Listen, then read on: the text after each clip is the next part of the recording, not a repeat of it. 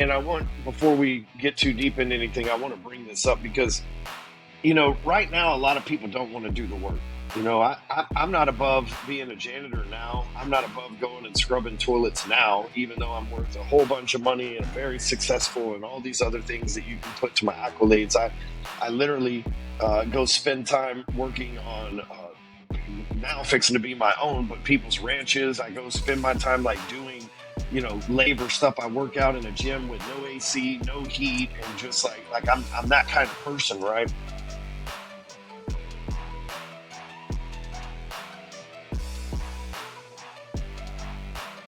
What is up, guys? Welcome back. Shawn here with another episode of the podcast of Determined Society. Before I introduce today's guest, I want to remind you, if this is the first time you're hearing the show, hit the follow button, subscribe, and leave a review. Let me know what you think. Love to hear your feedback. And so without further ado, today's guest, man, guys, this is a doozy. One of the realest dudes I've ever come across, ever had the pleasure of meeting via social media. He started in sales at 13 years old, selling car washes. And because of his work ethic, one of the customers really recognized his ability to remove himself from the actual job that he was doing, but loved the fact that he was so detail oriented and he just kicked ass at his current position. And so from that point on, she offered him a job in mortgages. And after a big reluctancy of his, he finally agreed. And by 2009, he was one of the most prolific producers on the planet. In 2010, though, everything changed. And my guest today had to channel his determination and reinvent himself completely. I have with me the determined, the iconic, straight up badass, the hardcore closer, Ryan Stewman. Welcome to the show, brother. Hey, what's going on, Shawn? Thanks for having me, man.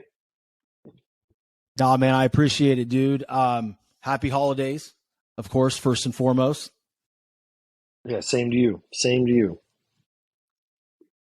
Thanks, buddy. So, I love that story, and that's why I picked that as the intro. I came across you quite some time ago on social media. I know you were helping a lot of people on social media and learning and teaching them how to grow their business. And you just had a lot of amazing things to say, and they were very kind of in your face and hardcore. And that's what drew me to you back in the day. And in fact, it's something that I always kind of went to feed my soul for the business to business sales representative position that I had. But this specific story of when you were 13 and starting as selling car washes, there's a lot of people out there, right, that start jobs that feel that they're beneath them and they're worth, they're more than that, right? And they don't ever really just submit to doing a great job. What about you as such a young man allowed you to be just different than everybody else? Well, I don't really think I had much of a choice, if I'm just being honest. My stepdad ran those car washes. He did not own them. He had, started off as a worker and then basically was general manager for a few locations, which was probably an $80,000 a year job or something like that. Nothing upper class or anything like that. But I'm adopted, so he was like my stepdad, and he didn't really understand me. So putting me to work was like his way of not having to pay for a babysitter and maybe getting some control or something like that. And so, working for parents, like Shawn, you ever like work on your dad's car with you and he like asks you for a wrench and you hand him the wrong wrench? Has that ever happened to you? Like nothing will hurt your feelings worse. You know what I mean? Like your dad will go off on you. Bro, I feel like, I usually do a lot of research on my guests, and I feel like you read that about me somewhere, because that's exactly what used to happen to me. I've used that in my book. I've talked about that everywhere, man. Damn. Well, yeah, that's it.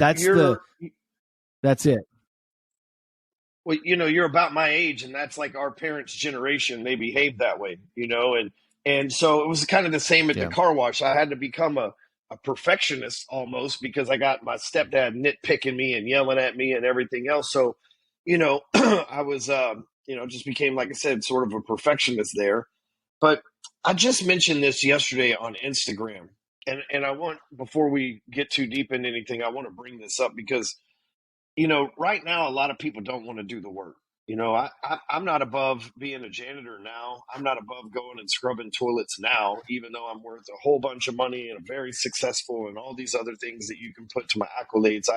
I literally go spend time working on now fixing to be my own, but people's ranches. I go spend my time like doing, labor stuff. I work out in a gym with no AC, no heat, and just like I'm that kind of person, right?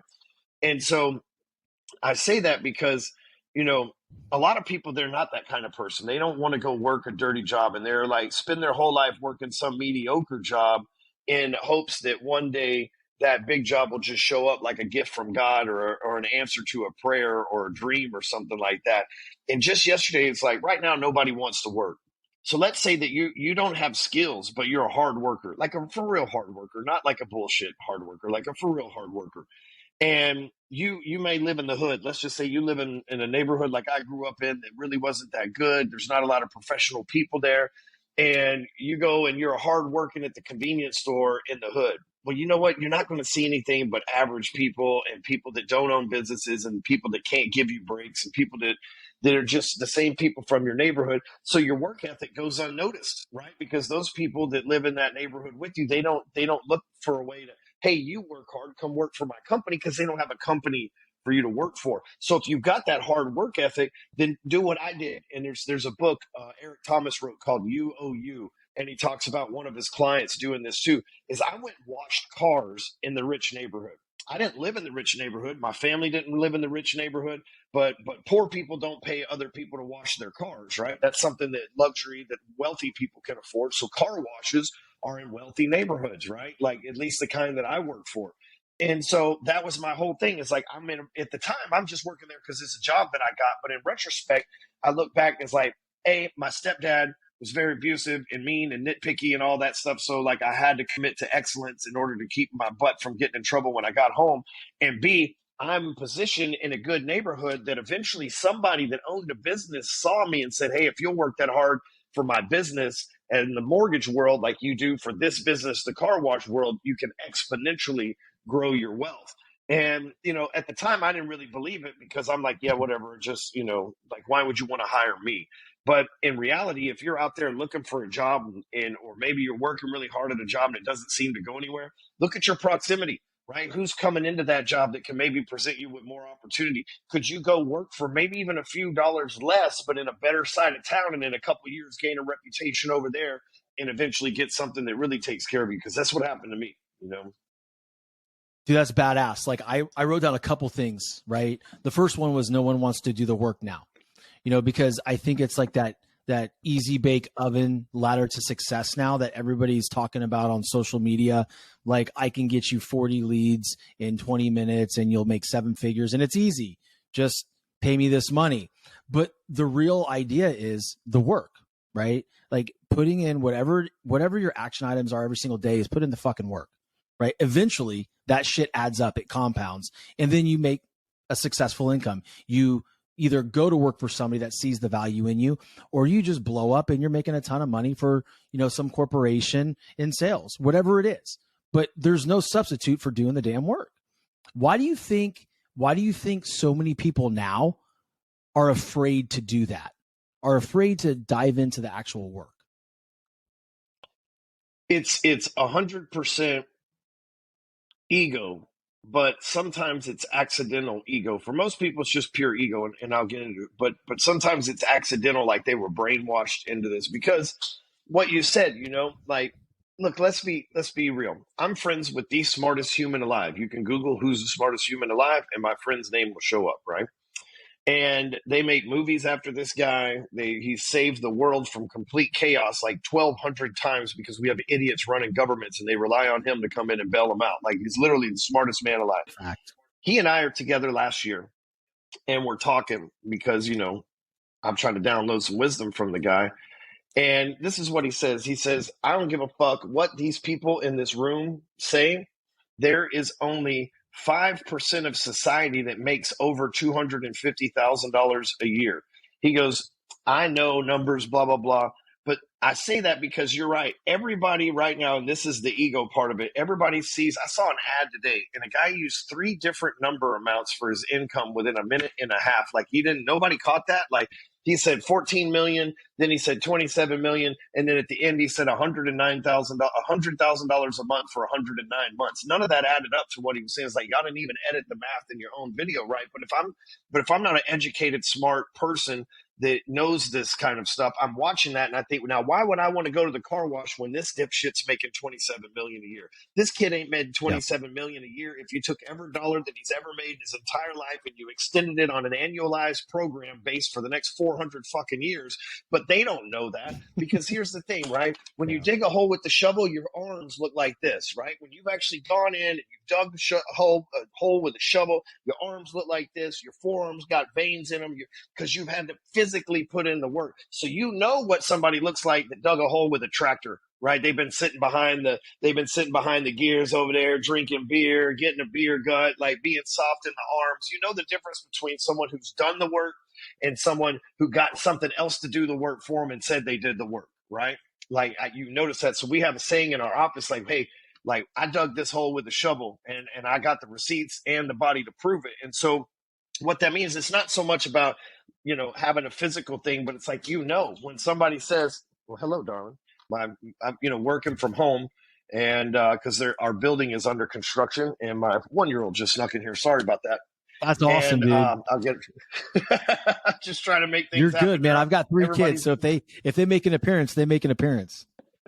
So they're out of school. So we have a huge, I bought a 22,000 square foot multiple story building for our office and it's under construction. And so we are kind of displaced. My whole team's working from home. Anyway, back to the point here is here's what happens, right? If I'm some young person and I'm impressionable, I'm not saying a person's dumb or whatever, but it's easy to make an impression on me if I'm a young person because I don't have the wisdom of someone that's 43, 45, 50 years old, right? So if I'm in my teens or my 20s, and I see somebody saying, hey, I made $27 million getting 40 leads a day, selling them BS stuff on blah, blah, blah, and I'm rich because of it. Look at my Lamborghini. I've been on private jets and all this crap that these people do, right? Then you think, why would I want to go and work at a car wash? Why would I want to go be a greeter at a steakhouse? Why would I want to go do that when this kid over here is making millions of dollars? I want a shortcut. And the shortcuts, the hackers, I love Russell Brunson and he's changed it lately, but trying to show people how to hack their way to success is the worst thing you can do for somebody. That's like showing somebody how to build a house and not teaching them how to lay a foundation. Like, yeah, you've got a beautiful house, but the second the wind huffs and puffs, it's going to blow over. And so what happens is they think I'm above that because it's easier in America. We've been brainwashed through the media and Hollywood stuff. It's easy for them to go, yeah, I deserve, especially today's society, I deserve these luxury goods and all this rich stuff. I'm not going to put myself to the level of a job that quote unquote an immigrant or something like that will do. But what people don't pay attention to is these immigrants come over here and they do those jobs that nobody else wants to do. And within a generation, they're running shit. Nobody's even paying attention to what's going on. And the thing is, when you're here and you don't appreciate that stuff, you think things are below you. But what happens is it is below you, but you have to build a foundation below you before. I could never run the companies that I run today with the work ethic that I had today if I hadn't worked for minimum wage. When I first took my job, I made $3.85 an hour, right? Like my final job, like the last real job that I had, where I got paid something other than commission, I made $10.50 an hour. So other than that, I've always wrote my own checks. But like literally, that was my last like salary or whatever you want. It wasn't even a salary. I had to show up to get paid, right? But because of that, my janitors that work for me in my building, they know I'll clean the toilets, and they know that if they're not clean and I got to clean them, I don't need them. Right? Versus, he makes us clean the toilets because he's above it. It's like, shit, if we don't do it, he'll do it, and then he won't pay us to do it anymore, right? There's a difference in how people treat me as a leader because I'm willing to do that stuff. There's a difference in how I'm perceived because I'm not above anything. Even today, worth a whole bunch of money, I'm still not above that. When we travel privately a lot in jets, right? That's like one of the few, I don't call it a luxury because I make money from it, but it's one of the few luxuries that I will pay for if I have to, right? But I borrow, I don't own a jet, so it's none of that stuff. I borrow one of my friends' jets. I got like 4 or 5 friends with jets. I borrow it and pay for insurance, gas, pilots, all that stuff, right? But Mm-hmm. like, I get off of there and I clean the whole thing. Me and my crew clean the whole thing, every piece of trash.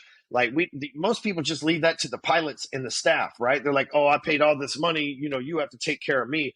But the thing is, we're showing these. This is why my friends will give me their jets, because we're showing them that, hey, you give us something, we're going to bring it back to you better than we brought it to you. And so many people aren't that way. And what happens is, everywhere we go, whether it's flying private or whether it's at a hotel event that we're at or whether it's in our own place, people see that we're not above doing that work. They see that the CEO, the COO, the lead salesman that made $1 million this year, all of us will still walk behind everybody and pick up trash, push chairs up.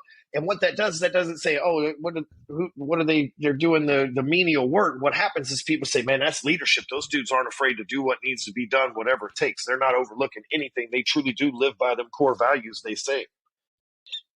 Dude, that's fucking powerful, bro. Because here's the thing. This reminds me of, I played baseball at Louisiana State University, right? Division I baseball, played 2 super regionals, played in the College World Series in 2003. And the biggest thing is you better leave that fucking dugout cleaner than it was when you found it. No matter where you're at. Yep. Didn't matter if we were playing at Ole Miss, Auburn, or one of the hated rivalries at University of Florida. We picked up the damn cups, man. It didn't matter. And so in this whole story that you're telling right now is very parallel to sports, because and people that are very successful. Why would you stop doing the work that fucking got you all that money, everything that you got right now? It's not time to lay up off the gas. It's time to continue to put the foot down on the gas, clean the damn toilets, show everybody else what leadership looks like. So, like, I love that story, and that's a fact. Too many people get there and then just retreat from what got them there, right? And I think that's a big problem.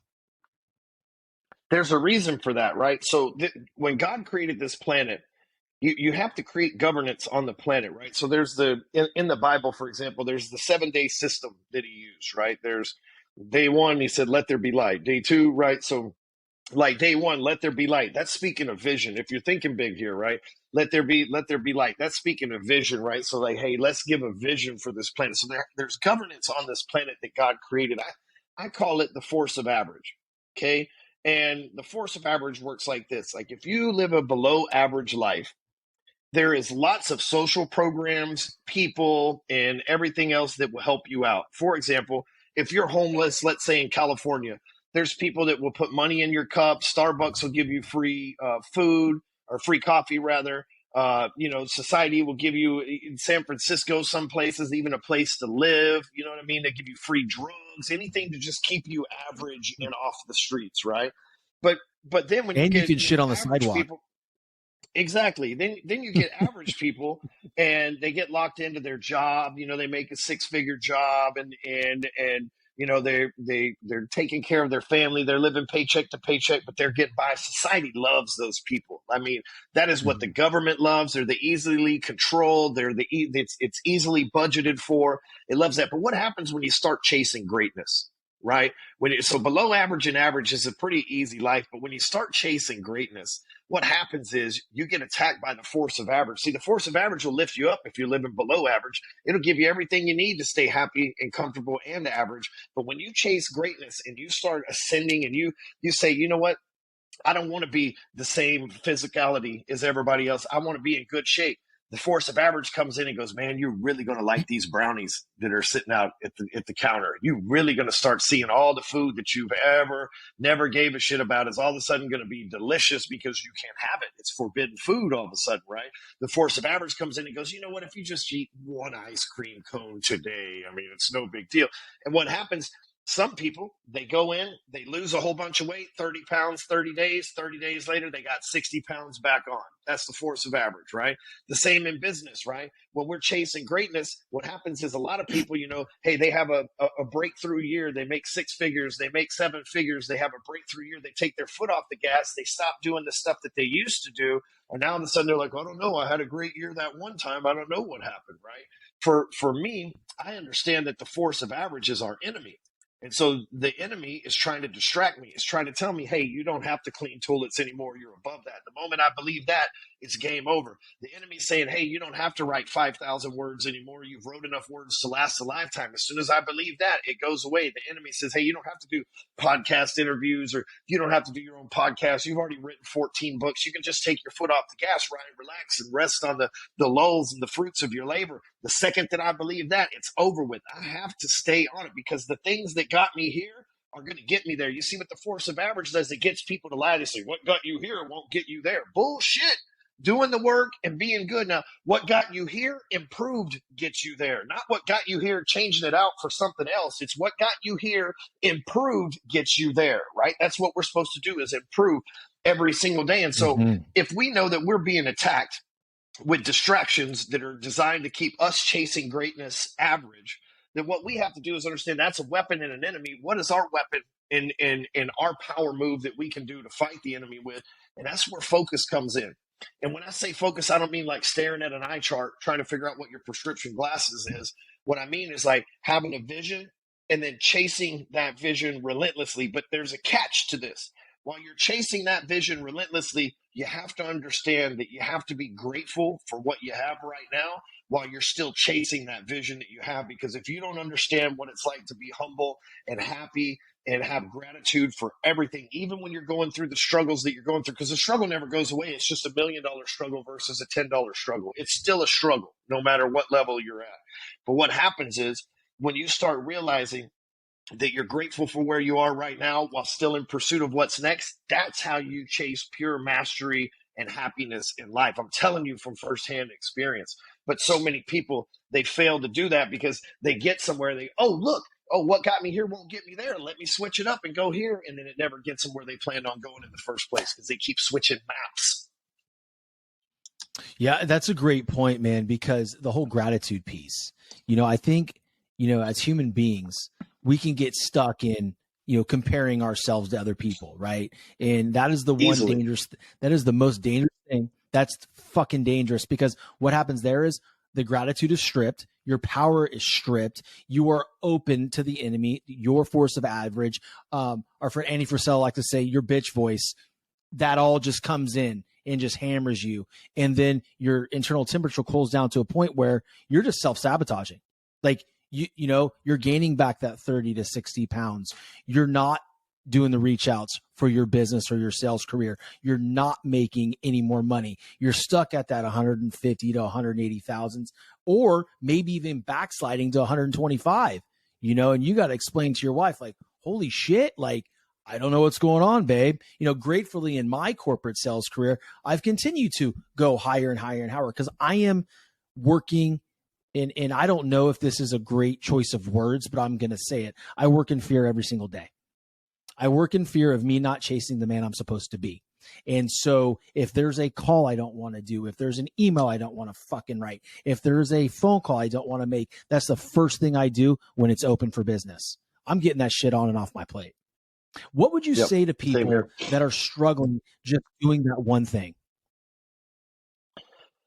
Well, first of all, the struggle, I'm a big realist. I believe there's a correlation to everything on this planet, natural and supernatural, right? And so the struggle, so many people spend their life avoiding it. Therefore, they never have a victorious life. And let's go back to the gym, okay? Because everything physical relates to everything mental, if you really think about it. So if I go to the gym and I don't struggle, there's a lady that works out with us. I call her Average Ann. I don't know her name. I just see her in the gym. She's always late. She never sweats. She never pushes herself. She's always making excuses and kind of backslide arguing with the coach that's in there, right? And that's like average person. So she doesn't struggle. Therefore, she's never getting the muscles. She's never getting stronger. She's doing the same. She doesn't have 10 years in the gym. She's got 1 year repeated for 10 years in a row, right? Or 1 day repeated for 10 years in a row. Wow. So for people who have to understand, in the gym, the struggle makes you stronger. The more I push weight, the stronger I get, the more my bones get density in them, the more I can lift the next time. So if I push myself and lift 100 pounds today, 2 weeks later, I might be able to lift 105, because that struggle at that 100 makes me stronger. Well, the same thing in life. When financial struggle comes our way, that's God giving you a puzzle for you to put the pieces together so that you gain the wisdom to go to the next level. It's not put there for you to go. God doesn't hand us problems so that you can go, oh, poor me, and then pray about it. God gives us problems because it's an opportunity for you to provide a solution to a problem in your life that will allow you. Think of it as the cheat code for a video game. That problem, once you solve it, unlocks the next level of your life to where you go on to bigger and better things. But so many people, they run from that struggle. They run from the divorce that they need. They run from quitting that job and starting a business. They run from getting inside a church and getting plugged into a community. They run from the right relationships and they keep going back to the toxic people in their life. They run to that safety and security, but God didn't make us in his own image for us to be safe and secure. We're made here to manifest greatness, and the only way that you're going to do that is struggle. I'm telling you right here that I am very wealthy. I have more money than my probably 10 generations of my family could spend at the current rate. Like the interest alone from the money and the properties we have is more than we can spend, that comes in every single month like clockwork. Why do I tell you that? Because every day of my life, it's been a struggle. I've been adopted. I've been in prison. I've been divorced. I've been on drugs. I've been off of drugs. I have had every damn struggle in my life. That's how I got strong, right? That's how I didn't get mentally strong because, I just had everything handed to me on a silver platter and life's all been peachy keen and everything else. No. I struggle every day. Right now, in this year, this is the biggest financial year of my life. I wrote multiple 7-figure checks to be able to grow to the next level. And that might not sound like nothing to you, but or you say, oh, wow, rich guys got bigger problems. What you don't understand is the bigger the problem, the bigger the solution. So even at this level, you don't look at me and say, oh, Stewman's worth all this money, got all this money coming in, poor him. Even at this level, I'm still struggling to go to the next level because, there's a guy named Elon Musk who's at the top level right now, and somebody's going to beat him eventually, right? And it's not just about money necessarily, but I'm just saying in the money game, there's somebody else light years that's proven that it's possible. In the fitness game, I just left Mr. Olympia in Las Vegas on yesterday, as a matter of fact. There's people next level, obviously, in the fitness world than me, so that shows what's possible. So, again, I say all that because so many people, they get caught up in the mindset of the average. But the truth is the struggle is what makes you stronger. So when you start seeing things and say, hey, you know what? This is a problem in my life. But instead of poor me, think when I solve this problem, it's more for me, right? Like you have to understand that like this problem is here for this struggle is in my life to make me stronger. And you should celebrate those struggles because they bring wisdom. Dude, you're firing me the fuck up. Okay, because unlocking the next level, when we talk about struggle, right? Everybody has their story, and I want to clarify it. I don't think that about you. I think, hey, everything's relative. Everybody's going through their shit. It doesn't matter if you're in your place or someone's a little bit lower. Everybody is stretching themselves to get to that next level. So I appreciate that about you, and I fucking respect it. Right. The big thing, man, and I want to go to it because that's part of the story that really gravitated me towards you was in 2010, there was, you did go, like you said, you went to prison, and that impacted that created your whole reinvention as far as I'm concerned. Right. Like watching you and following you, that you had a choice in 2010. It's like, fuck, I just closed 183 loans in 2009. I'm one of the more prolific mortgage producers on the planet, and now I can't get a fucking license. Like, to me, because this show is called The Determined Society, and I only have people on that are determined. So when I look at you, that is the moment right there. For if I'm looking at you, like that's what shows how determined you are. Can you walk us through that? So for the people that are listening, that can actually hear that struggle and how you fucking came out of it. Yeah, so in 2005, the police raided my house, right? And let's say that they raided my house in June, which is, I don't know when it was, but let's just say, right? Well, in March of 2005, I had the biggest revelation still to this day in my life. And this is why it's important who you get around in life. So I got this chick living with me. We ended up getting married down the road, but at this point in the story, she's my girlfriend, right? She lives with me, cute blonde girl, and I read this book called The Law of Success. Matter of fact, it is still here in this room somewhere. I should probably, yeah, it's right here. Background, purple book in the corner right there. So anyway, you, I read that book and I jumped up on a coffee table in front of her. We were in our living room of our house. And I was like, this is it. This book told me what to do. I want to help people put this together. I want to help motivate people, inspire people, and show people. At the time, I had just made $1 million, right? Like literally, I was finally crossed the $1 million in earnings, and I'd done it in about a year and a half working in the mortgage business, and I was flipping homes. It was during the subprime boom, so anybody could have made $1 million with half a brain, right? I'm not saying that I was some wonder kid or anything, but I rode that really well, right? And so here I am thinking, hey, this is my way to give back. I'm already teaching at seminars and stuff like that because that was how I recruited people. It's like, hey, come learn how to flip houses from a 21-year-old or 20, I guess I was 26 at that time, from a 26-year-old dumbass with a GED. And then people would come and then I would do their loans for them as a loan officer, right? That was part of my funnel back then. So anyway, I'm jumping up, but this is my dream. This is my life. This is my calling. This is what I'm going to do. And she goes, who would want to listen to you? I mean, you've made nothing but mistakes in your life. You've been adopted, prison, you've already been divorced once. Like, you think that's really what you want to do? And it was like, man, you ever was like, you kick your dog and they put their tail between their legs and they run off, right? It was like, that's how I felt. It's like the person that's the closest to me doesn't believe in me. Damn, I can't blame it on, oh, it's because I'm this race or this gender or this sexuality. I'm a heterosexual white male. I got to take that personally and do some inventory of why the person I'm with didn't believe in me. And I can't blame them, So June, house gets raided. I end up, getting charged with some dumbass gun crime. And I beat the case, and then the feds picked it up, and I ended up pleading out to it. It's a whole ridiculous thing. She divorces. We end up getting married. She divorces me while I'm in prison, takes everything, my houses, my money, my stocks, sells it all by the time I got out. You know why I still got that book? Because dumb people don't read. Ass. Yeah, no, that's the same book too, right? She took everything I had but my books. I literally got out of prison, and all she left at my mama's house was a box full of books because dum-dums don't read, right?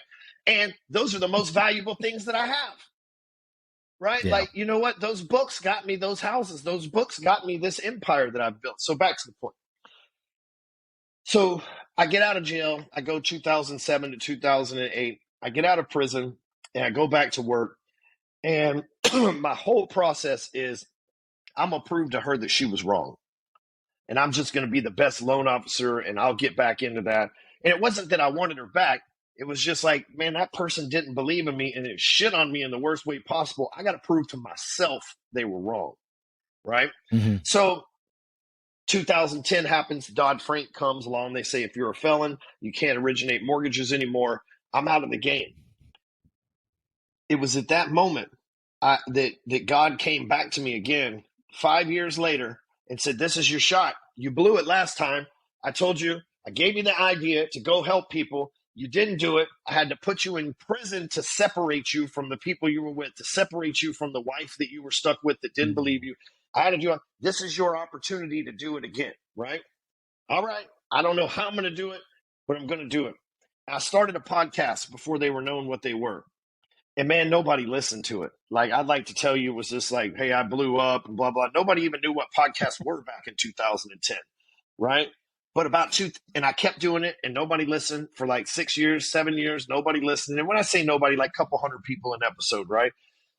2017, 2018, it started to take off, right? Now we're at 5 million listeners. And I say that because in my life, God leaves clues, and it's my job now to pick them up as quick as possible. But I look in the past, and that struggle in that relationship, it made me stronger. That struggle losing my job gave me the opportunity to get stronger. I could be sitting here right now going, woman broke my heart. I was wrongly accused and incarcerated for some stuff I didn't do. And then they took my license for me when I was getting my life back together. Just poor me. But instead, like you have the Determined Society, instead, I was determined to follow my life's calling. And listen, man, it wasn't easy. I'd like to tell you that I was one of these internet kids that I'm going to tell you, I'm going to be honest with you. You introduced me at the beginning of this podcast. You said one of the realest dudes I've ever known. That's me. I am real, which means I'm not going to lie to you. I'm not going to tell you some shit that I haven't done. I'm not going to tell you that you can make 27 million in 27 days. I'm not going to tell you any of that stuff because that's not been the example that I live, right? My life's been nothing but hardcore struggle after struggle after struggle. But the mindset of determination, the mindset of, hey, no matter what, I've got problems. Good. Problems are the great philosopher Puff Daddy said it best. More problems, more money. That means the more problems you got, the more money you get an opportunity to get as well by solving those problems. Whereas most people go, Mm-hmm. oh, more problems, more money. And it's more problems for me. When you understand the struggle makes you stronger, those problems are there for you to unlock to go to the next level, like I said. So, it wasn't like some story of just me blowing up. It was, here's what I know. They say if you just make 1% improvement a day, you got 365% improvements at the end of the year, right? Some of us started below zero. So it might have taken 7 or 8 years of 1% per day of improvement just to get back to normal and then grow from there. I feel like that's kind of my situation because I've been doing this for almost 13 years now. But here's the thing that nobody else has that I have. Nobody, none, zero. Anybody else in the game 13 years or longer ain't got this. I got 0 1-star reviews. I've never been on the rip-off report. I don't got pissed off ex-customers who say I stole from them and didn't do what I said I was going to do. I don't have investors I owe money to. I don't have partners that I've screwed over and stole from. None of that exists. I'm one of the most famous entrepreneurs alive today. It's crazy to think that, but I'm one of the most famous in the space entrepreneurs alive with 3 ex-wives, and ain't nobody come out and saying bad things about me or things that I did or any, because it don't exist. It don't exist. And that's, ladies and gentlemen, a struggle in itself that's I've had to fight every day to get stronger, to always do the right thing. Do you know what the fuck that's like? Most of you have never done it, right? But I'm telling you, for 15 to 20 years now, I've been making the right decisions, and they're always the hardest. The hardest thing to do is always the right thing. But that struggle's made me strong. That struggles, there's not too many problems you can't throw my way that I'm unable to fix. That's what people love about you, first and foremost.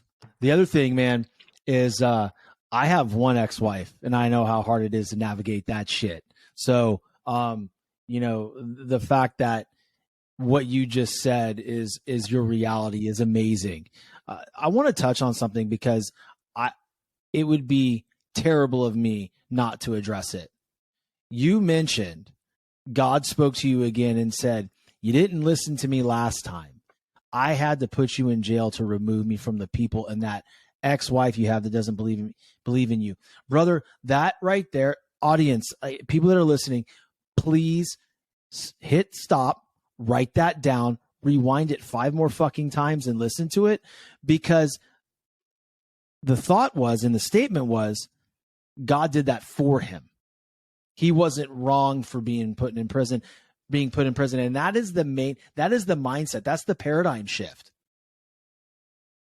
It's powerful. See, man. There's a story. My favorite story in the world ever told. There's, the story of Jesus and all that's great. But if we're being real, my favorite story is, and our favorite stories are always the ones that we can relate to the most, right?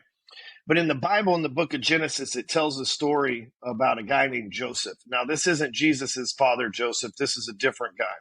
Joseph, when he was young, he was his father's favorite. He goes out hunting. I'll give you the paraphrase here. He goes out hunting for the day with his brothers. They end up selling him into slavery. They sold him to a slave trader because they were jealous of them.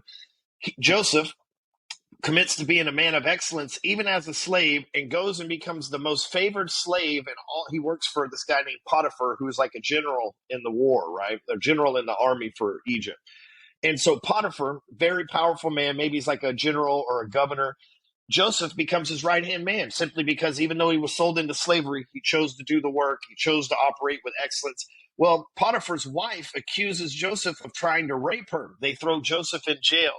He loses favor with Potiphar. In jail, 2 guys get arrested. They're the cook and the cupbearer for Pharaoh, who's the president, the king of Egypt, right? So he's Potiphar's boss. These guys, they say they're thrown in there because they refuse to relate a dream, like to interpret a dream for the Pharaoh. Joseph listens to it. comes up with what the dream means, goes to Pharaoh, ends up working for Pharaoh, becomes the most second-hand man, the what was the most powerful man in Egypt behind the king, behind the Pharaoh. He's like the right-hand man to the freaking king. And the area goes through a famine. His brothers and his fathers show up as representatives from the town that they're from, asking Egypt for more grain and stuff to feed their animals to transport back. They're sitting in the room and they didn't even recognize Joseph because he's all grown up and everything else, right? And at the end of it, he says, I'm going to give you guys what you need, but do you remember who I am? And they're like, oh my God, it's Joseph, right? He goes, what you guys meant for evil, God meant for good. And that statement right there, what you meant for evil, God meant for good. She meant to break my heart, but God did it because I got better now. Society and the government did it to break my spirit, but I didn't, and I got better now. What the struggles that this world gave to me, God did it for me. The world may have done it against me, but God did it for me, knowing that when I have the capability. That doesn't mean that as a human I choose to do it, but I have the capability, which I choose to do the work. And that always has been that thing that, hey, you know what? Maybe the government, the people that broke my heart, my enemies meant it for evil, but God did it to make me better, stronger, bigger, faster, whatever. Man, I love that, Ryan. Like that's something that right now I think in society that we struggle as a whole to really realize right now. There's nothing in this world that was ever made that is beautiful without some type of pressure. Right? You got diamonds. You've got, just like you said multiple times with fitness, you have to break down in order to get stronger. I mean, that's just the way it is. You have to be in pain. You have to tear your muscle fibers. You have to fucking sweat. You can't just be there going through the motions. And like you said, all the physical work translates into the mental work as well. Everything in our lives can be broken down in that hour and a half or however long you spend in the fucking gym or not, because those habits are going to translate to your work habits, to how you show up as a husband, to how you show up as a father or a dog owner. I don't give a shit if you own birds. It doesn't fucking matter. But the bottom line is if you do not work hard there, it is going to translate into other areas of your life. It's all connected, man. I mean, if we could just get better as a society at that, like that's a fucking start. Well, it works like this. We used to in schools, right, where they brainwash people. That's what schools are. They're not education. They're brainwashing people, brainwashing our children. We used to brainwash them into being athletic, strong, tough, macho, right? That was what society brainwashed them into, right? We would brainwash them into doing the work. Hey, I don't care if you're skinny, you're on the C team on football, but get your ass out on the cleats, right? Like get your pads on, right? Mm-hmm. Oh, you're tall and skinny, good. You play basketball. I don't care that you can't jump. We're going to make you work with everybody else. Oh, you can't do that. You're a boxer now. Like they used to push people into athletic abilities. Yeah. Somewhere around 15 or 16 years ago, they said, oh, well, we'll put them in PE, and then PE isn't anything. And then somewhere they said, oh, we don't even need the minimum athletic requirements anymore. They can just take educational stuff. So people don't understand that. And what that does is that creates you as a great recurring income source for big pharma down the road. Fucking 100%, dude. 100%. Yeah. I'm 44. You're around the same age, right? Like we grew up in that same area as you mentioned. Yeah. So, dude, there used to be in PE, like when I was in 6th grade, there was tests. And I'm not talking about just the sit and reach or the pull-up test. That was hard, man. 6th grader doing pull-ups, that was tough. And we were competitive. Hey, we wanted to beat the other kids. Yeah. Yep. Hey, what'd you run the mile in? Hey, what'd you run the super lap in? Oh, that's weak. Yep. I did it this. Like it was a society of competitive motherfuckers. Now that's completely stripped away. Like everybody gets a trophy now. We're not keeping score in Little League games, which as a baseball, it drives me fucking crazy. Like, dude, these kids are keeping score in the dugout. These Little League commissioners and, parents say, well, we just want them to have fun. Yeah, fucking no shit. I want my kid to have fun too, but I want them to understand there's something on the line. And Winning's these fun. Motherfuckers are counting runs counting runs in the dugout. Hey, my kid comes to me. Hey, Dad, I think we're winning 6-4. I was like, okay. Okay. And Do when you think that's enough? you know, But fuck yeah, it is. Fuck yeah, it is. It's not fun to be in Little League and get your ass kicked and someone get you a trophy or a snack at the end of the day and tell you it's okay. I used to have to fucking and getting in losing that builds car character. with my dad. No, fuck yeah, man. Like getting into the car after a bad game getting in the car with my dad. My mom said, "Hey, ride home with your pops." Fuck. Like I struck out twice. Like I'm toast when I get in that truck. I'm toast. And a lot like you, it created a perfection complex. And I had to, Friday night when everybody's out partying, getting drunk at the high school parties, I'm sitting in my garage hitting off the baseball tee till my hands bled. Yeah. That was my life. That's what I did. But look, man, we got to land the plane here. We're coming up on 45 minutes. Listen, I want my audience to be able to connect with you. If they don't already know about you, what are some ways they can connect with you on social and then also take advantage of buying one of your 14 books and possibly working with you? Best thing is on social is Instagram and Facebook. That's really where I'm active. It's the profiles with the blue check, hardcore closer on Instagram and Facebook. It's real Ryan Stewman. My books are all on Amazon, so I appreciate you saying that. Really, what I would encourage people, if you got something from what I said today and you want to win against the force of average, I offer something free called the G Code. And the G Code's 4 things that people live by on a daily basis. So instead of saying you want to make $1 million a year, we get serious. You make $3,000 a day, right? Then you got to go to bed knowing whether you played all in or not. And so basically we break it down to a day. You get 4 points, up to 4 points in a day. You should be able to get 100 points or more a month, right? That's how you keep on a streak. 100% free, nothing for sale, nothing like that. Just go to gcodechallenge.com, read the rules, sign up for the software. Again, it's free. I literally got nothing to sell you or anything like that. But start getting those 4 points a day. And I'm just going to show you something here, like how serious I am about this, because this isn't just something I made up. You're looking at this right here. My score is 4198. I've been doing this for 1,250 days with 643 days without even missing a second or a beat. The most successful people in my company and it's my clients all have 1,000+ scores because they've spent a whole entire year developing themselves on this. So if there's anything that I could give you that would help make 2023 and beyond the best years of your life, is to get plugged into the G Code. Go to gcodechallenge.com. I love it. I just downloaded the G Code actually earlier today. I come across it. I'm jacked up to get started on it. So guys that are listening, girls, definitely he doesn't ask you for any information on there. So don't worry, don't flip out. Go to the G Code Challenge and dive in. This is about personal development. That's what this is about, yep. And holding yourself accountable and doing the fucking work. So Ryan, man, I really appreciate you, bro. And I can't wait to connect with you further. And this has been an impactful show. And I just know my audience got the most out of it. So I appreciate you, buddy. Cool. Thanks for having me, big dog. You got it, brother. Peace.